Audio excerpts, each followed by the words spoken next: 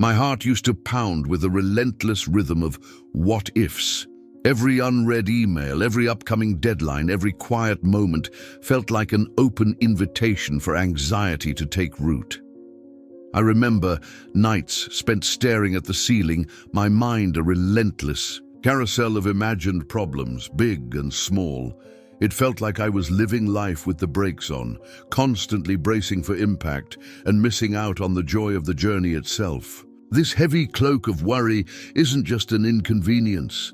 It saps our energy, dulls our experiences, and holds us back from our true potential. But what if I told you there's a powerful, timeless roadmap to shed that burden, to truly start living with a lightness and purpose you might not have thought possible? In this video, we're going to dive deep into insights from one of the most impactful books ever written on this very topic, a masterpiece by the legendary Dale Carnegie.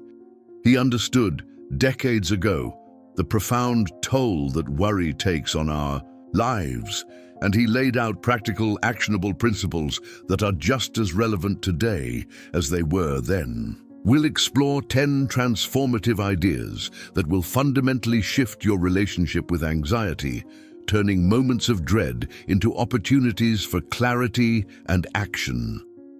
Stick with me until the very end, because the final piece of advice could be the single most important realization you have all year, changing how you value your entire life.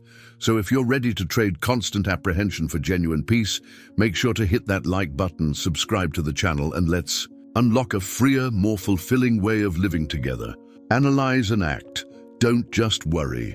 One of the most foundational and transformative lessons I've absorbed on this journey away from perpetual worry is a stark yet profoundly liberating distinction. Don't just worry. Instead, analyze the situation and take decisive action. This isn't a mere semantic difference. It's a paradigm shift in how one approaches life's inevitable challenges. I've observed countless individuals, and for a long time, I was one of them, who seemed trapped in a relentless cycle of anxiety. Their lives were an endless loop of internal monologues, where problems were dissected, redissected, and magnified, but rarely genuinely resolved. Consider, for example, the archetypal student perpetually haunted by the specter of exams. For my friend, let's call him Alex, the approach of any test was synonymous with an all-consuming dread. Sleep would become a luxury, replaced by restless nights spent staring at the ceiling, his mind a whirlwind of hypothetical questions and potential pitfalls.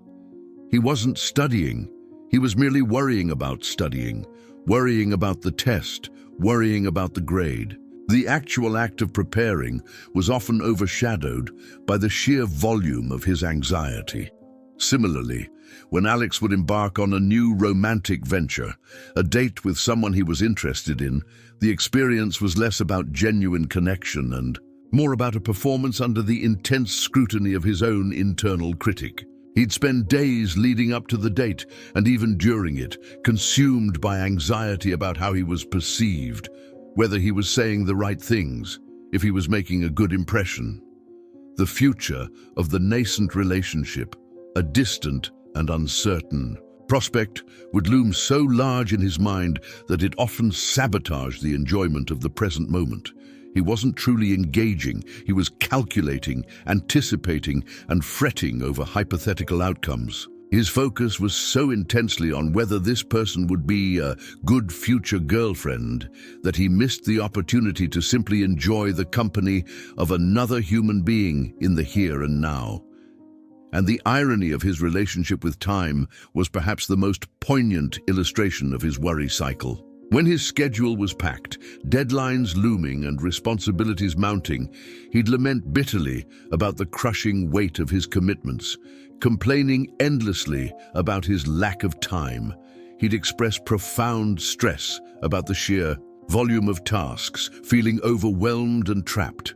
Yet in stark contrast, when he finally found himself with a rare stretch of free time, a period of respite from the usual demands, he didn't embrace it. Instead, a new form of anxiety would creep in. He'd worry about not having anything important to do, about wasting the precious time, about feeling unproductive. He was, in essence, a walking, talking time bomb of worry, perpetually anticipating the next catastrophe, whether it was the pressure of too much to do or the perceived emptiness of not enough. The insidious core of this problem, the fundamental flaw in this pattern of existence, was precisely this. Alex was so consumed by worrying about the future that he effectively ceased to live in and enjoy the present. His sleepless nights before exams, far from being productive, only served to exhaust him, making him less effective when it actually came time to perform.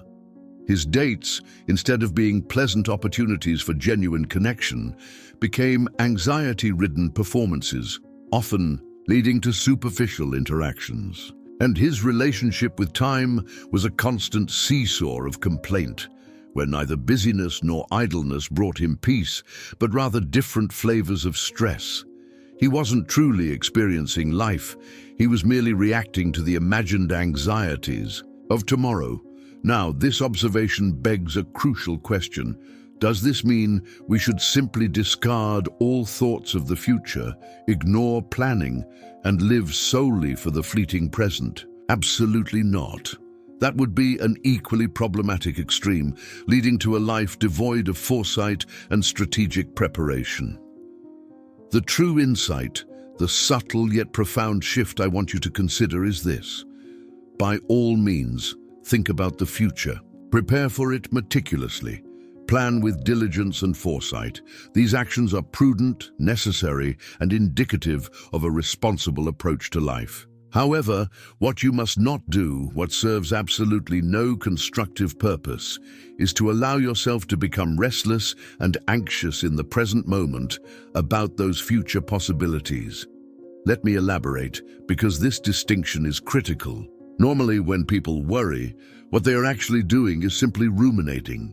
They pick at a problem, turning it over and over in their minds, dissecting it from every conceivable angle, often without introducing any new information or seeking any viable solutions.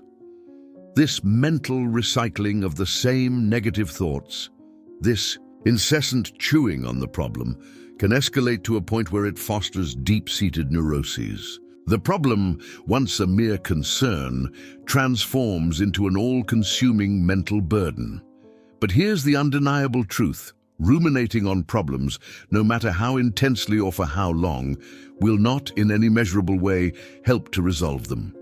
It's a futile exercise, a mental treadmill that expends enormous energy while moving nowhere. It drains your vitality, clouds your judgment, and prevents you from engaging with the tools or resources that could actually lead to a resolution. Therefore, the powerful directive here is, do not be that kind of person. Do not be the individual whose default response to any challenge is passive rumination and escalating anxiety. Instead, cultivate a different approach. Be the person who, upon encountering a difficulty, chooses to pause. Take a moment to allow the initial wave of reaction to pass. Then, consciously engage your intellect. Think. Analyze the situation objectively, stripping away the emotional overlay of worry. Identify the core elements of the challenge. Ask yourself, what exactly is the problem here? What are the contributing factors? What are my resources? Once you've gained this clear understanding, the next crucial step is to prepare. This preparation isn't about fearful anticipation. It's about strategic foresight. It involves considering potential outcomes, both positive and negative, and then proactively developing plans and contingencies. Whether the future holds something positive or something challenging, you're not caught off guard. You've thought through the possibilities and equipped yourself. This analytical and preparatory mindset applies to virtually every facet of life. Is it a financial issue? Analyze your income and expenses, identify areas for adjustment, and create a budget or a savings plan. Is it a relationship struggle? Analyze the dynamics, identify communication breakdowns, and consider what constructive steps you can take to foster understanding or resolve conflict. Is it a health concern? Analyze the symptoms, seek professional medical advice, and prepare to implement the recommended treatments or lifestyle changes. The essence of this principle is about shifting from a reactive, emotionally driven state of worry to a proactive, analytically driven state of problem-solving and preparation. It's about recognizing that while we cannot always control the events that unfold around us, we possess the profound power to control our response to them. By consciously choosing to analyze and act rather than simply agonize, you transform yourself from a victim of circumstances into an active participant in shaping your own reality. This shift not only leads to more effective solutions, but also profoundly reduces the chronic anxiety that often accompanies a life lived in passive worry. You become a person who confronts challenges head-on with clarity and purpose, rather than being paralyzed by the fear of what might come next. Confronting the worst-case scenario. The second profoundly insightful idea, one that has significantly reshaped my approach to life's myriad uncertainties, revolves around a simple yet incredibly powerful question: what is the absolute worst thing that could possibly happen? This isn't an exercise in morbid speculation. It's a strategic technique designed to strip away the exaggerated fears that our minds often conjure. It's about facing the boogeyman in the closet, only to discover it's merely a coat rack. I can vividly recall a particular incident from my early adult years that perfectly illustrates this principle. I was engrossed in a crucial project on my computer, a massive assignment that had already consumed countless hours of diligent effort. The kind of project where every detail mattered, and the sheer volume of work felt immense. I had been working tirelessly, fueled by coffee and determination, deep in the flow state that often accompanies intense creative or intellectual work. The clock ticked by, hours blending into one another, and I was nearing the final stages, the finish line almost in sight. And then, without a whisper of warning, it happened. The screen went black. The hum of the computer died. Complete and utter silence. The power had gone out. In that instant, my heart plummeted into my stomach. A wave of ice-cold dread washed over me. My mind, in a flash, began to construct the most terrifying narrative imaginable. No, this can't be happening, I thought, my internal voice screaming. Hours and hours of work gone. I haven't saved anything in ages. The despair was immediate and overwhelming. How was I ever going to reconstruct all of that work? The intricacies, the research, the carefully crafted arguments. It felt like an insurmountable task. How would I explain this to my professor? They wouldn't believe me. They'd think I was making excuses. I'd fail the assignment, perhaps even fail the entire year.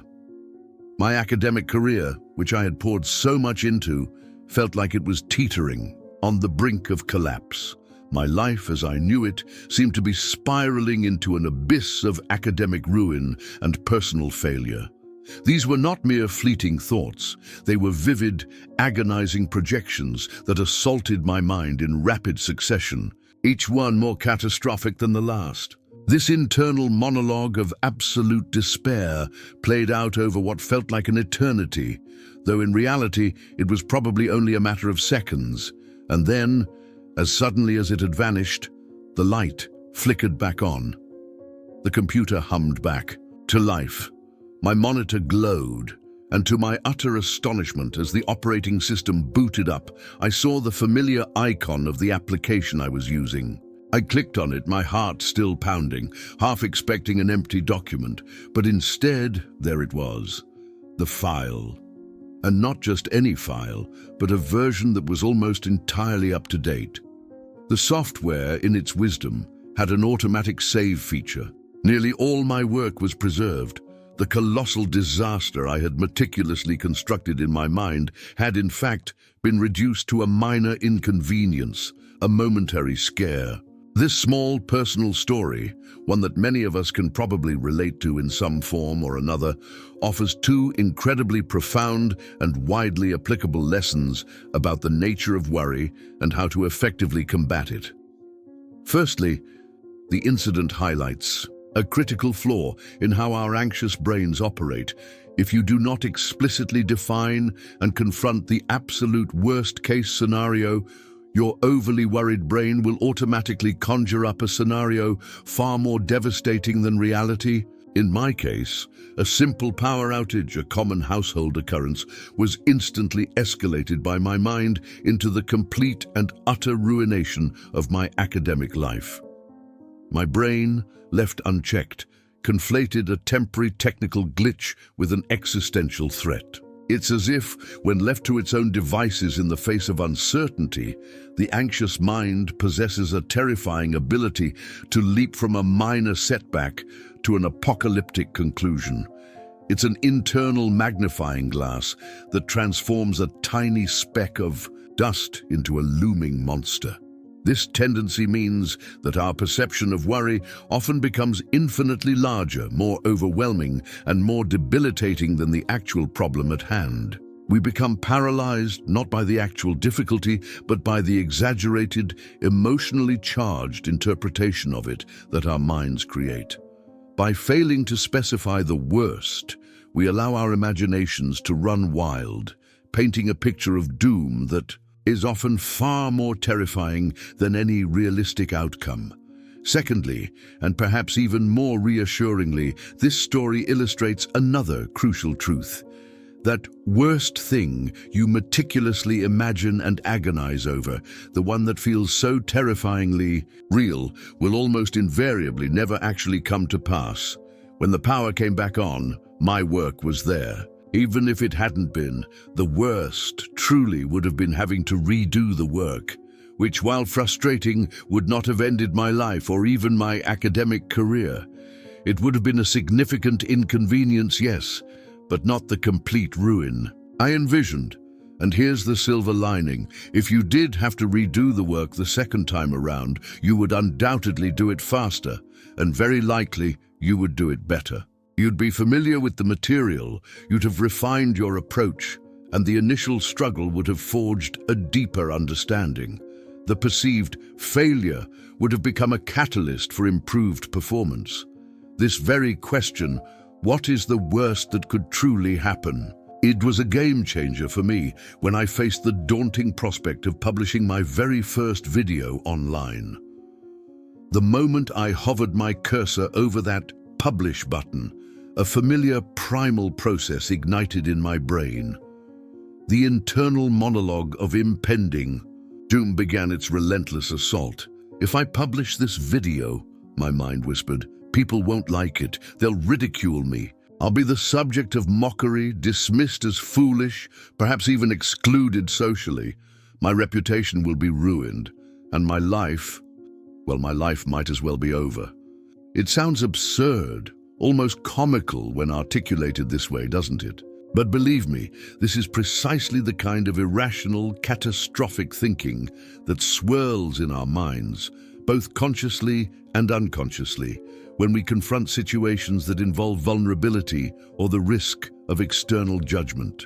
The fear of being disliked, of failing, of being exposed as less than perfect can trigger an incredibly powerful defensive mechanism, even if the perceived threat is objectively minor. But then, I remembered the question, what could truly happen? What was the absolute realistic concrete worst-case scenario if I published that video? And the answer, when stripped of all the exaggerated emotional embellishments, was remarkably simple. The worst thing that could genuinely happen was that I might receive one or more negative comments. That's it. A few harsh words from strangers on the internet. And in reality, not even that happened. The video was generally well received, and even if it hadn't been, a few negative comments would have been a negligible price to pay for taking the step to share my work. This illustrates our profound and often irrational tendency to predict catastrophes. Our minds are constantly scanning the horizon for potential threats, and in doing so, they often invent them out of thin air or inflate minor possibilities into apocalyptic certainties. We worry about the plane that might crash, even though air travel is statistically one of the safest forms of transportation. We fret about the global economy collapsing, despite centuries of market cycles that demonstrate resilience and recovery. We anticipate the Third World War being just around the corner, even in times of relative peace. This predisposition to catastrophizing is deeply ingrained, a remnant of our evolutionary past, where vigilance against genuine threats was crucial for survival. However, in our modern world, this ancient mechanism often misfires, creating immense and unnecessary anxiety over remote possibilities. Now, with this understanding, I want you to engage in a powerful exercise. For any worry or concern that currently weighs on your mind, I want you to seriously consider what is the actual probability of the absolute worst-case scenario occurring. Let's put some numbers to our fears. The chance of dying in an airplane accident, for instance, is approximately 1 in 11 million. Given such incredibly low odds, why do so many people experience debilitating fear of flying?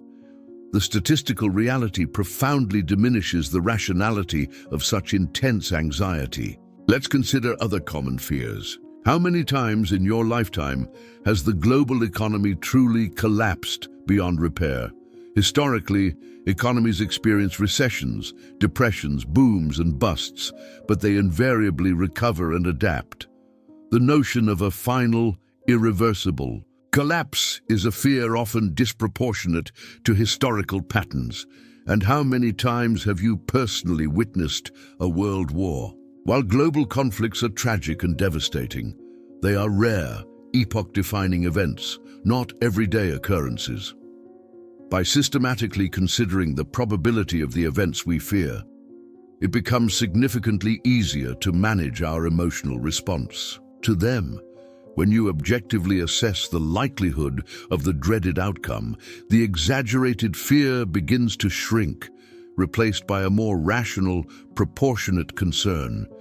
This isn't about ignoring risks. It's about putting them into perspective. It's about recognizing that most of our worries are not about actual dangers, but about remote possibilities that our minds inflate into imminent threats. By consciously engaging in this process of defining the worst and then evaluating its probability, you dismantle the emotional power of anxiety and reclaim your mental peace. You empower yourself to move from a state of paralyzed fear to one of measured caution and confident action, knowing that the monster in your mind is often far less formidable than it appears. The power of staying occupied. The third incredibly potent strategy for effectively managing and ultimately overcoming the grip of worry is deceptively simple. Keep yourself genuinely occupied.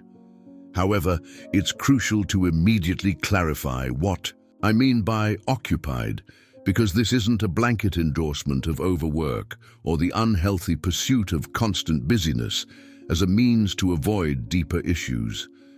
This isn't about those individuals who proudly proclaim their 12-hour-plus workdays, believing that relentless toil is the sole path to changing the world or achieving success. While dedication and hard work are undeniably valuable, a life consumed purely by endless labor, often driven by an underlying current of anxiety or a need for external validation, can be just as detrimental as passive rumination. Instead, when I advocate for staying occupied, I'm referring to a more holistic and fulfilling engagement with life. It's about consciously carving out time for activities that truly captivate your mind, nourish your spirit, and ignite your passions. This could manifest in myriad ways. Perhaps it's dedicating a dedicated hour to delve into an absorbing book, allowing yourself to be transported to another world. or to immerse in a topic that intellectually stimulates you. Maybe it's picking up that guitar you've neglected for too long, letting your fingers rediscover the chords and losing yourself in the meditative rhythm of music. Or it could be spending quality time with the people you cherish most, your family, your friends, engaging in conversations, sharing laughter, and creating beautiful memories. For some, it might be about throwing themselves into a personal project they genuinely love, something that sparks their creativity, challenges their skills, and provides a profound sense of purpose beyond their professional obligations. This could be anything from gardening, painting, coding a personal app, volunteering for a cause you believe in, or even learning a new language. The common thread woven through all these examples is active, intentional engagement with something meaningful to you. The profound psychological truth underpinning this strategy is rooted in the very structure of our minds. The human brain is inherently incapable of concentrating on two complex, distinct things simultaneously. Think about it.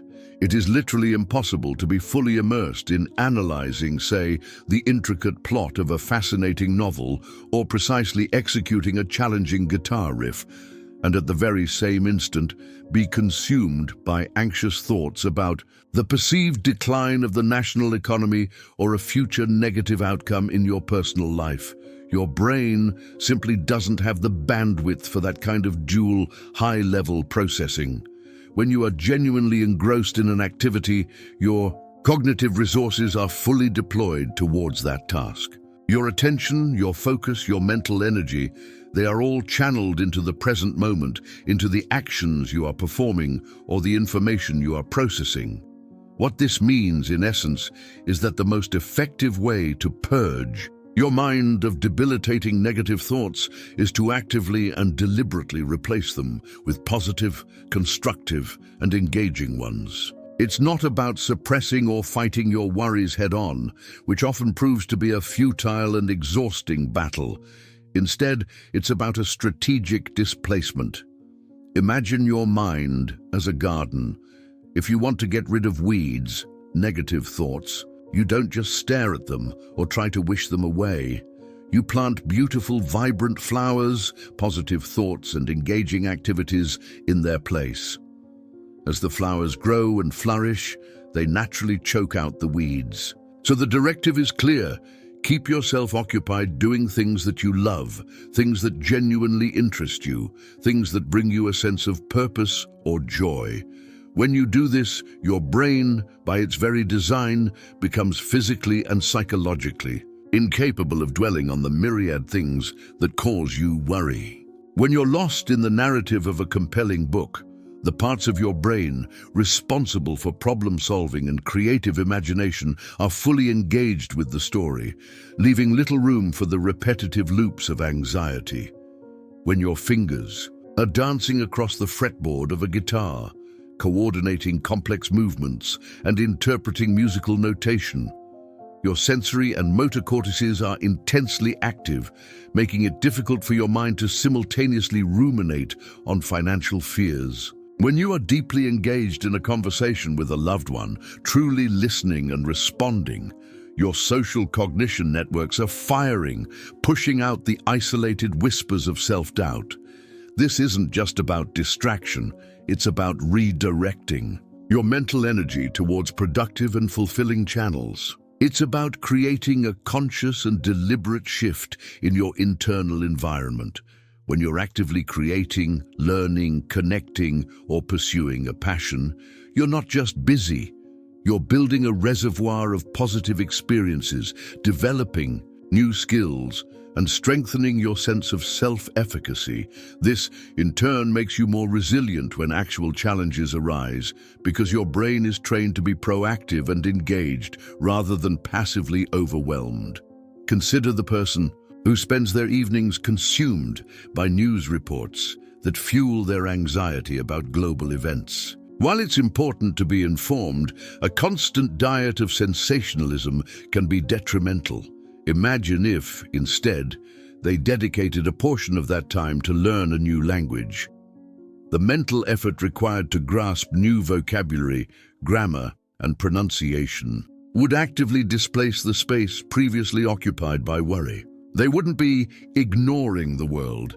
They would be investing in themselves and building a skill that expands their horizons, making them feel more empowered rather than helpless.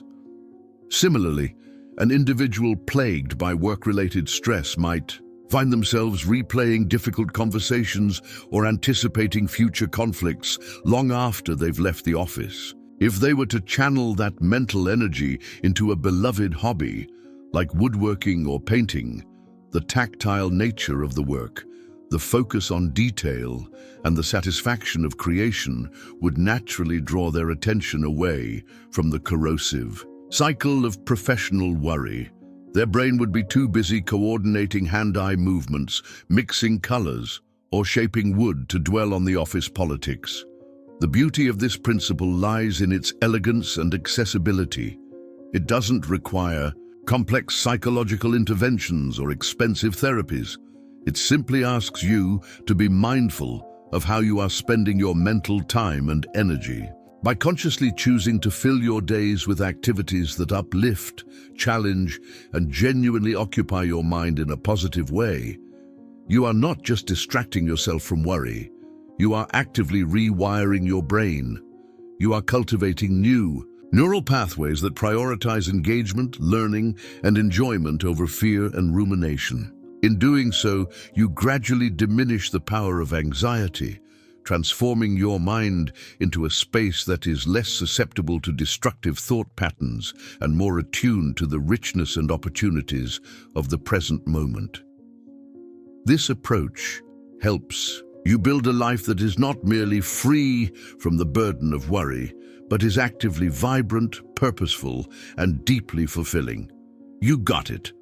Let's continue building out this comprehensive script, moving into the fourth key idea, expanding it, with rich detail and storytelling to meet your length and depth requirements, all while maintaining the specified tone and formatting, the priceless value of what you already possess.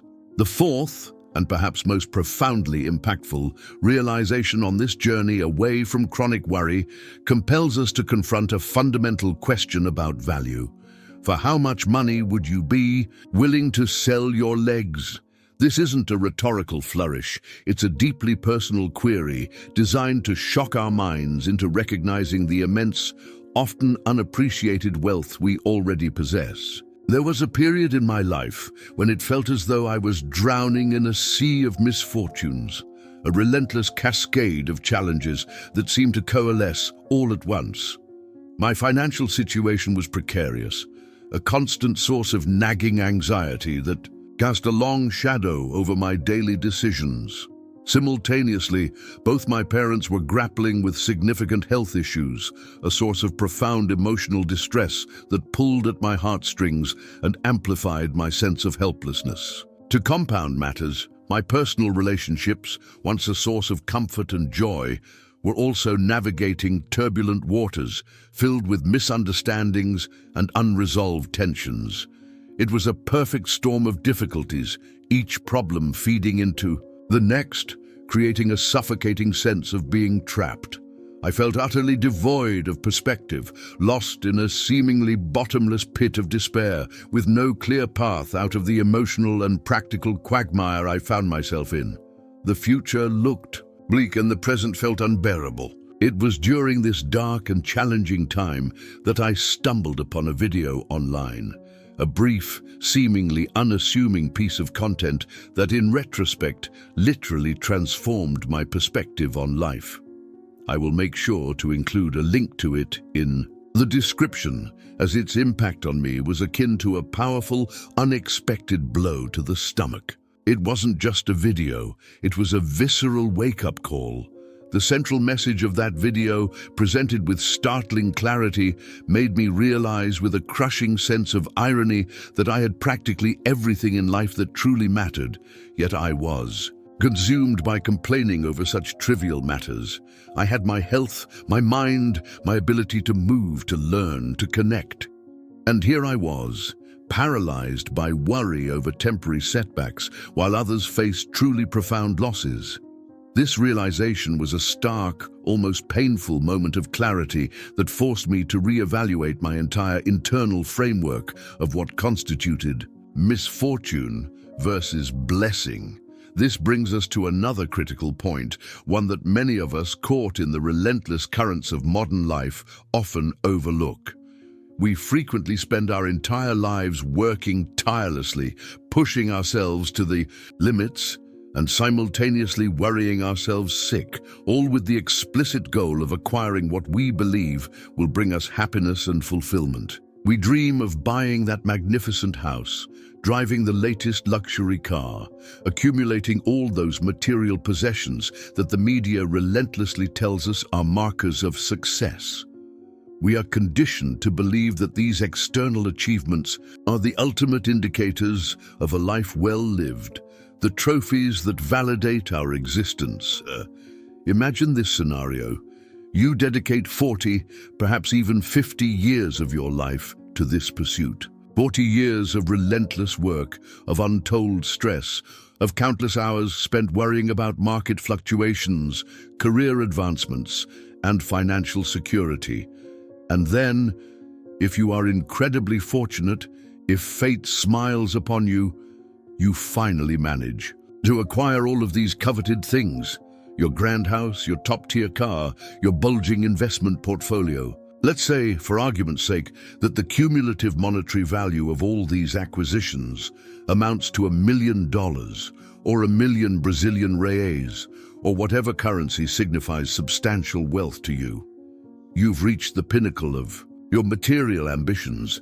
But then comes the sobering truth. By the time you reach this point, you are likely in your 60s, perhaps even older. Your youthful vigor, the boundless physical energy of your 20s and 30s, will have largely diminished. Your legs, once strong and nimble, capable of carrying you anywhere you desired, might now be less agile, less capable of long walks or strenuous activities. Your body, once a tireless machine, will show the inevitable signs of age, perhaps carrying the accumulated toll of decades of stress and relentless work.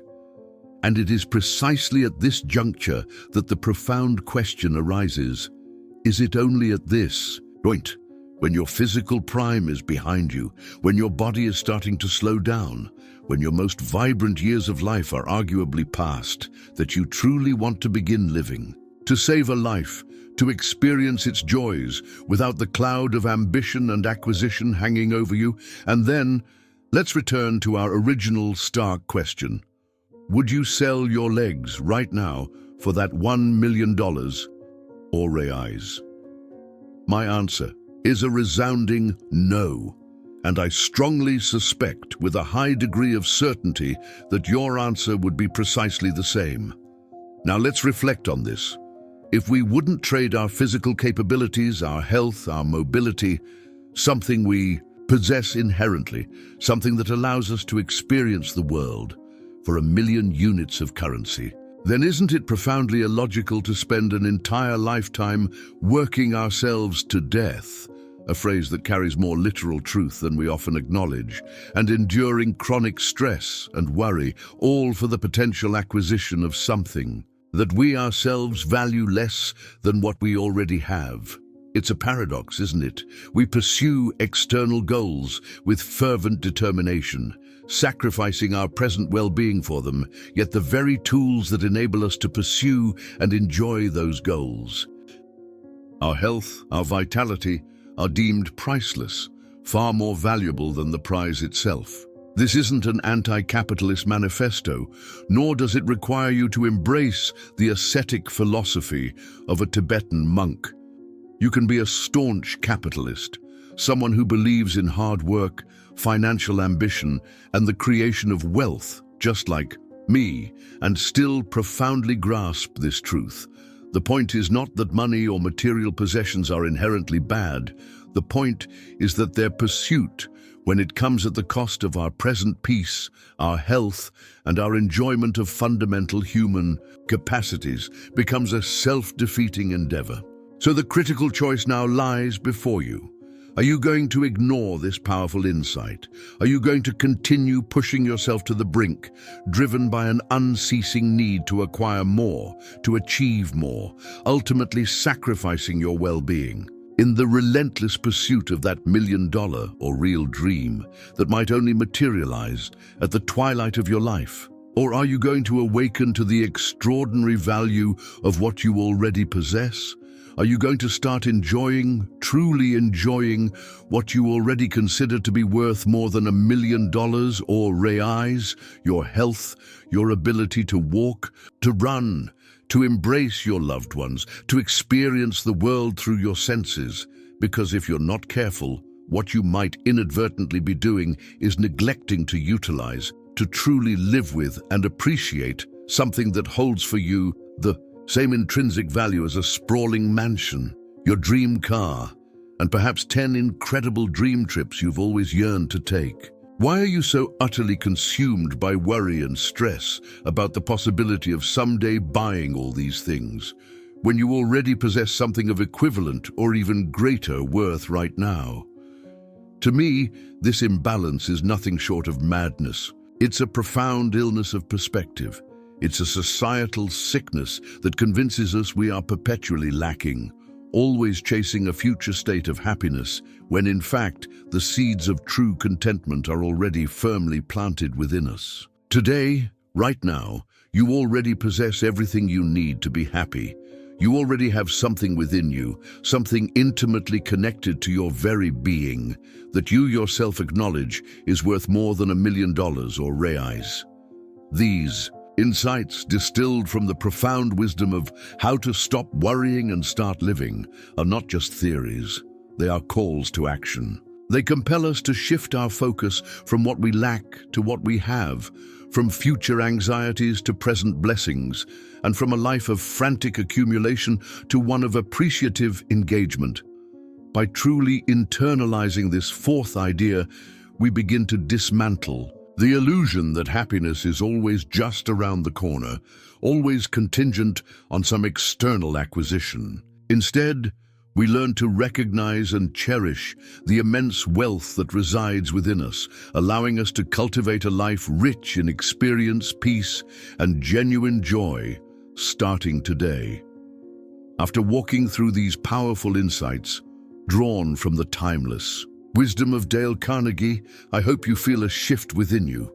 We've explored how merely fretting about problems is a futile dance, and how by choosing to analyze and act, we reclaim our power. We've learned the astonishing truth that the worst-case scenario our minds conjure is almost always a figment of our imagination, far grander and more terrifying than reality itself, teaching us to confront our fears with probability. We've seen how genuinely keeping ourselves occupied with things we love isn't just a distraction, but a profound way to rewire our brains, filling our mental garden with vibrant blooms instead of weeds. And perhaps most significantly, we've reflected on the incredible, often overlooked value of what we already possess: our health, our vitality, our very being, realizing that these are treasures worth far more than any sum of money we might spend a lifetime chasing. These aren't just abstract ideas, they are practical tools, waiting for you to pick them up and wield them in your daily life. Imagine the lightness you'll feel when you stop allowing future uncertainties to steal your present peace. Think of the energy you'll reclaim when you shift from passive worry to purposeful action.